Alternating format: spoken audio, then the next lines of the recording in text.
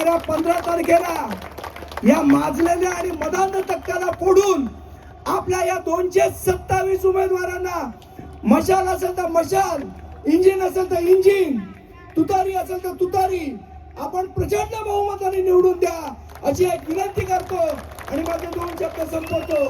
Jai Hind, Jai Maharashtra.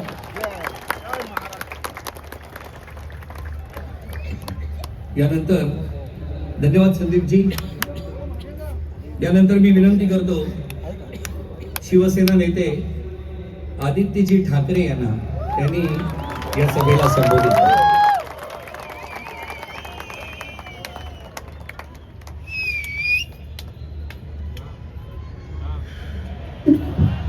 Jai Maharashtra.